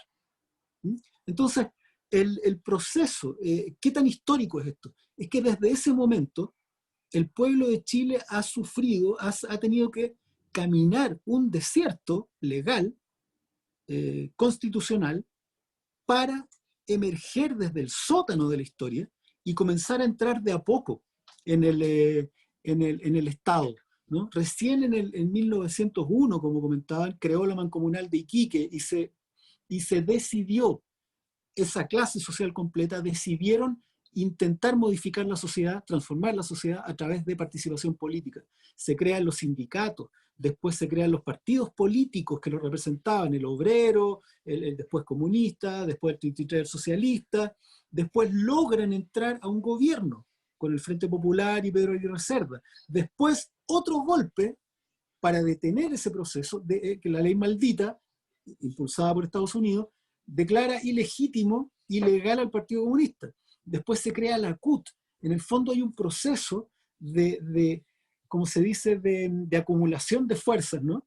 De acumulación de fuerzas populares para la búsqueda de hacer entrar a esa gran mayoría del país en los beneficios, en los derechos del Estado de Chile. La Constitución del 25 ya había hecho algo por los estratos medios, ¿no? Ahora faltaba hacer ingresar a la gran mayoría del país. Y un poco en esa dirección iba el camino cuando ocurre, y todos, o sea, desde casi prácticamente desde el candidato Alessandri en los 70, ni hablar de Tomic y Salvador Allende. Los tres tenían entre manos en sus programas proyectos más o menos transformadores.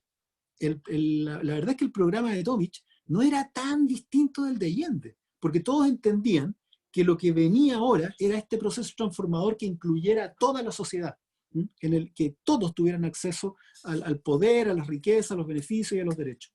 Y ahí es donde entra el golpe militar, que vuelve la casilla prácticamente a cero. Yo diría que casi que nos devuelve a 1925 y un poquito más atrás en algunos aspectos. Y se produce lo que a mí me gustaría que en el futuro se llamara la pausa neoliberal, ¿no? ¿Y a qué me refiero con esto? A una pausa en este camino del gran pueblo de Chile de ingresar al poder y de participar de los beneficios de ser chileno. Eso es lo que yo creo que ocurrió el 19 de octubre, el 18 de octubre del 2019, es el retorno del gran pueblo de Chile y su reconexión con este camino en la búsqueda de que todos los chilenos entren a Chile. Tomando un poco la figura del oasis de Piñera, decir que, claro, en Chile hay un oasis, pero donde están unos pocos adentro, el resto estamos en el desierto que lo circunda. Entonces, que todos entremos al oasis. Entonces, la verdad es que lo que va a ocurrir a partir del 25 de octubre es la posibilidad de reorientarnos a una deuda de 200 años de antigüedad, que por primera vez todos, no una clase o dos o tres, todos participemos en la creación de una constitución que se parezca a nosotros, ¿no? No una constitución con características extranjerizantes o alienantes como la del 80, sino una que se parezca a nosotros, como el aviso de Lavín, que decía que el traje tenía que quedar ajustadito al cuerpo, que estaba bueno, sorry, pero estaba súper bueno. Un poco eso, tener un traje que, como decía también Atria, el traje a la medida, ¿no? Y ese es el nivel, esa es la magnitud y la relevancia histórica que tiene este momento, para que nadie se pierda. Por eso que también, cuando alguien dice, mira, no sé si voy a participar, o cuando alguien dice, mira, en realidad no sé si esto me represente, o no era lo que yo quería, esas son, con el permiso de todos ustedes, unas reverendas huevadas. Esto, la responsabilidad que tiene esta generación, que no lo ganó ellos, porque dicen, no, esta generación, la generación joven, no, compadre, llevamos 100 años, más de 100 años en esta pelea, más de 100 años, y el lugar donde ustedes estuvieron parados para dar este salto es un suelo construido a lo largo de 100 años de gente que murió por esto. No solamente en el 73, en 1903 en Valparaíso, en 1905 en Antofagasta, en 1907 en Iquique, en Santiago, en Vallenar, en la Pascua Trágica de Vallenar, en Forrahue, en Pampirigoyen, en un montón todo Chile peleó por esto a lo largo de todo el siglo XX. La responsabilidad que tienen todos en este proceso de enorme magnitud histórica no es personal, es colectivo, es histórico. Yo lo decía antes de ayer en un programa, cuando ustedes entren en la cabina para votar, van a estar entrando con su papá empleado público, con su abuelo albañil y con su tatarabuelo campesino, va a estar entrando todo su linaje de trabajadores que se rompieron el lomo en las salitreras, en los fundos o en el sur de Chile. No es solo generacional, esto es una cuestión de linaje, de más de 120 años. Ese es el nivel que tiene el proceso que vamos a iniciar. Si todo resulta bien, puede ser una bisagra en la historia de nuestro país. Nadie se puede restar. Nadie puede decir una pendejada del tipo, es que yo quería asamblea constituyente. Así que no. No, hay que dar todas las batallas, como se den, si ellos también juegan. También nos quitaron espacio y nosotros les quitamos mucho, y ahí tenemos que pelearlas, todas las batallas, ¿no? Entonces, ese es el nivel de magnitud de lo que estamos peleando a partir del 25 de octubre. Y esa pelea la tenemos que dar todos. Y cuando yo digo todos, también, por supuesto, me refiero a la comunidad LGBTI. Una diferencia que tenemos nosotros es que nosotros vemos la diversidad y la acogemos. Y otro sector conservador, tiene un molde de lo que deberías ser, lo que se debería hacer, lo que tú deberías ser y no ser. Eso, lo que nos pasa a los progresistas, es que no ocurre. A nosotros no nos pasa, o no nos debería pasar. Nosotros deberíamos acogerlos a todos, porque nosotros somos humanistas. A nosotros nos importa lo que hay aquí dentro, no ni el color de la piel, ni con quién se besa, ni si hace tal o cual cosa. Entonces, es una pregunta de perogrullo. ¿Tiene cabida la comunidad? No solo tiene cabida, ¿no? No solo tienen cabida los pueblos ancestrales, no, deben tenerla. Porque lo que nosotros cuando decimos que vamos a construir un Chile nuevo, es un Chile de todos. Ojo, también los Opus Dei, también los evangélicos, también los militares. Eso es algo que también vamos a tener que reflexionar, tener la madurez política de entender que esta constitución que vamos a construir no va a ser la nuestra, la del lado de acá, sino que va a ser la de todos. Y hay cosas que no nos van a gustar. Va a haber que tener la madurez política para entender eso también, que nosotros tenemos que ir a la pelea, pero también esta constitución le va a pertenecer a todo tipo de chilenos. Y cuando yo digo a todo Chile, también me encantaría, y esto es un sueño personal, que así como ha ocurrido en 2 o 3 países, también hablemos, cuando hablemos de Chile, hablemos de los árboles, de los animales, de los ecosistemas, de los fondos marinos, de las montañas, ¿no? Entender la naturaleza como un sujeto de derecho. Imagínense qué lindo que el bosque tenga derechos, que un árbol tenga derechos, ¿no? Entonces habría que ver bien si lo cortamos, si no lo cortamos, si sabéis que tenéis que protegerlo de tal o cual forma, porque él también es ser vivo. Eso nacería si nosotros tomamos esta vertiente cultural de los chilenos, que es la de los pueblos ancestrales. A diferencia de la cultura occidental, donde nosotros podemos explotar la naturaleza, porque para la cultura occidental la naturaleza está muerta. La naturaleza es algo muerto. Dios, los espíritus, están en otro lado, ¿no? Esto que está acá está muerto. Las piedras están muertas, las montañas están muertas, no son algo. Para las comunidades ancestrales, uno es parte de un entorno que está completamente vivo, por lo tanto se nos hace más difícil arrasar una montaña completa de árboles. A los pueblos ancestrales se les hace más difícil arrasar con cualquier cosa, porque saben que están frente a algo vivo, como ellos, y que dependen uno del otro. Entonces, si podemos incorporar esa cosmovisión a nuestra Constitución y declarar que la naturaleza y los ecosistemas también son sujetos de derecho, vamos a estar hablando efectivamente de un todo, donde nosotros somos parte. Ese es un sueño que es medio poético, pero yo estoy seguro que en algún momento se va a discutir absoluta y seriamente, ¿no? Con respecto a la pregunta de qué hacemos con la confianza, yo creo que este proceso, desde el inicio, le marcó el camino a la clase política. Yo, fíjate tú que yo soy un convencido que la relación con la clase política se puede reconstruir en un mes.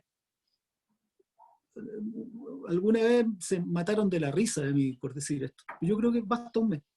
Lo único que basta es que la clase política entienda que su mandato fue revocado y que en este momento la soberanía de su mandato lo tienen las personas y que ellos tienen que sintonizarse agudamente con las personas y que ya no funciona eso de, oye, mira, está bien, están pidiendo esto, pero hay que hacer esto otro. No.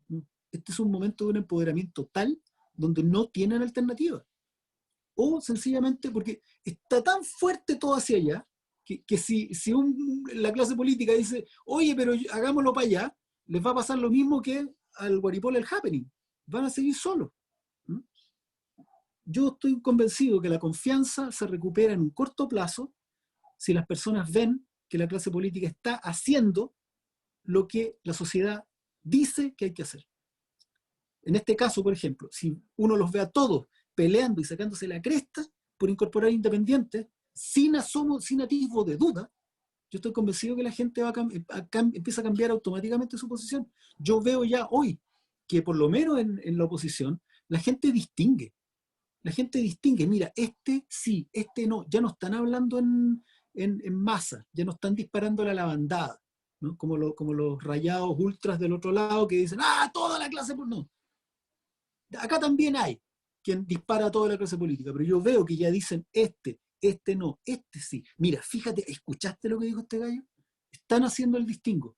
Y el distingo es simplemente, y esto no tiene que ver con lo que a veces se habla o se confunde con populismo, ¿no? Que en realidad es demagogia, es otra cosa. Pero no es populismo, para que use un término que hoy día se entiende. Es simplemente que el mandato hoy día está en la gente, ¿no? La soberanía la gente la está ejerciendo. Entonces está esperando que sus representantes los representen.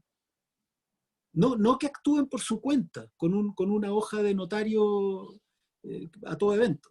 Y yo estoy seguro que si durante todo este proceso las personas ven que están actuando de esa manera, se va a reconstruir la confianza. Por supuesto que dentro de marcos razonables, pero estoy seguro que ese es el camino.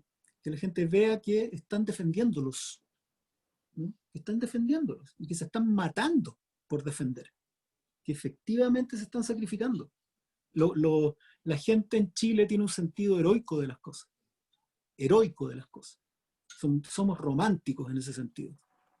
Tiene un sentido heroico de las cosas. Y la gente espera que las personas se maten en el cumplimiento del deber. Por eso que Nuestros héroes son Salvador Allende y Arturo Prat. Y el año pasado los héroes eran los bomberos, porque eran personas comunes que se daban completamente por el otro desinteresadamente. Esos eran los tres conceptos. Si uno hubiera leído por qué los bomberos eran tan valorados, se habría encontrado con que esos eran los conceptos que la gente estaba pidiendo, ¿no? Desinteresadamente por el otro. Desinteresadamente. Y sacrificándose, porque podéis morir como bombero, ¿cachai? El proceso del siglo XIX de Pedro León Gallo. Para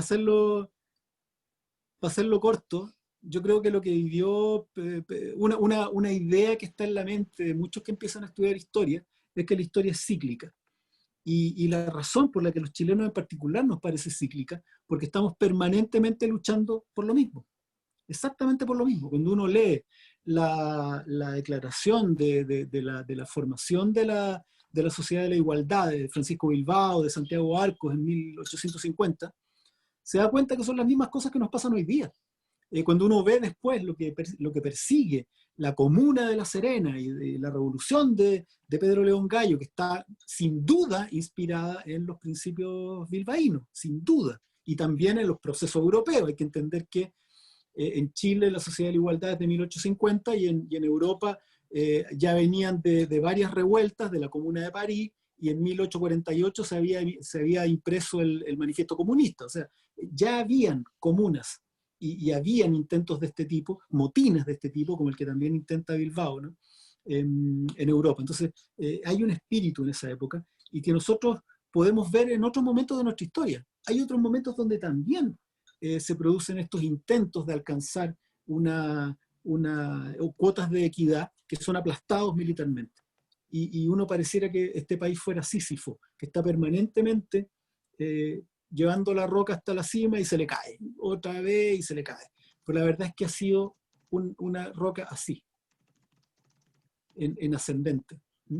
El último, por eso que el golpe militar de Pinochet no fue como el aplastamiento de alguna otra situación en la historia de Chile, fue el intento de una solución final, porque ellos veían cómo este proceso era ascendente, hasta el punto de que habían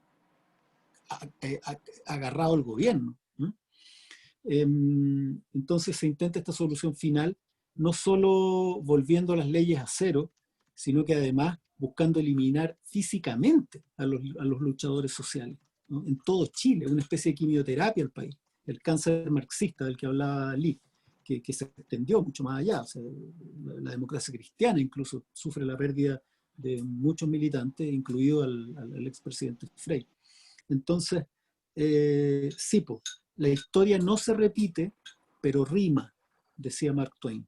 Nosotros hemos perdido en incontables ocasiones estas peleas. Y yo creo que en esta oportunidad estamos muy cerca, y por eso hay que valorarla tanto, de alcanzar un triunfo. Un triunfo de verdad histórico, de verdad histórico.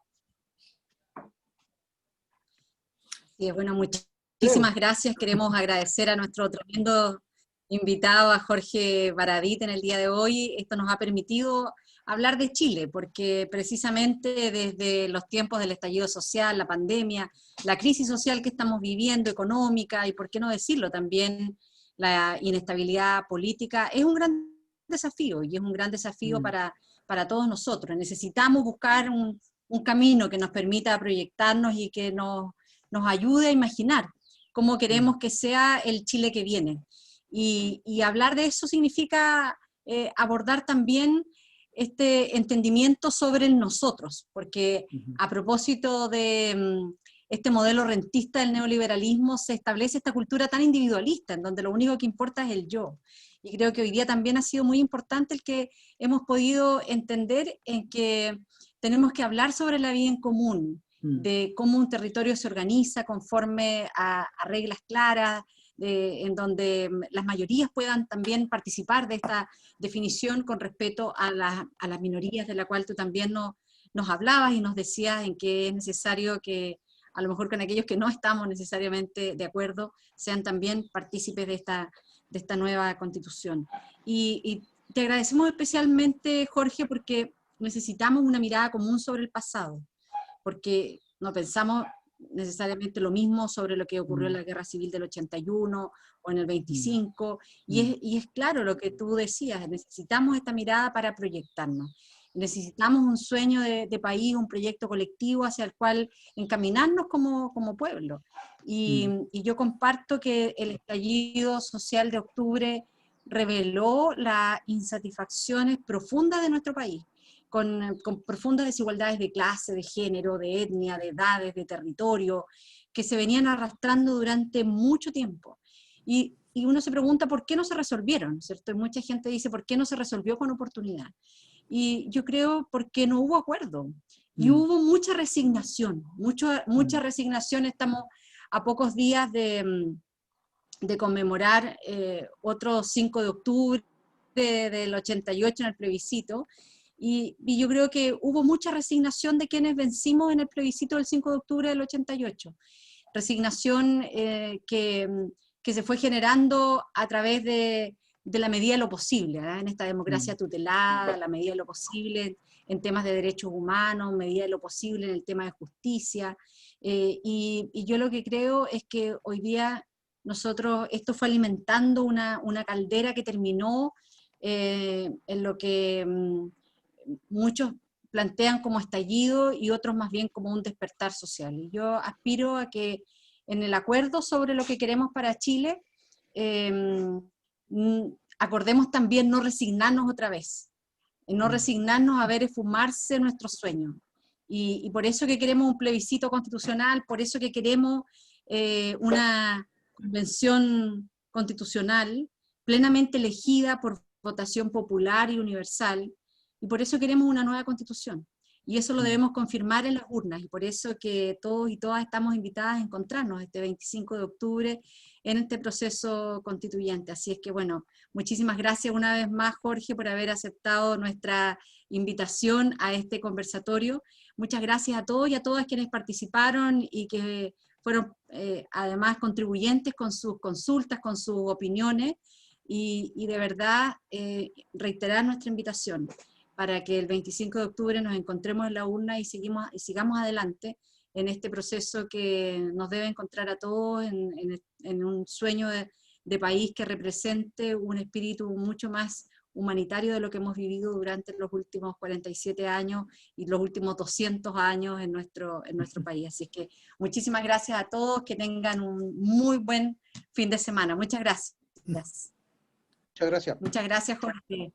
Gracias a todos, gracias a Yasna. Sí, gracias. Chao. Que estén muy bien, fue un gusto. No, chao, muchas gracias. Gracias, chao, chao. Gracias, gracias. Chao, chao, gracias. Gracias, Excelente. Apruebo y convención constitucional. Asamblea Constituyente.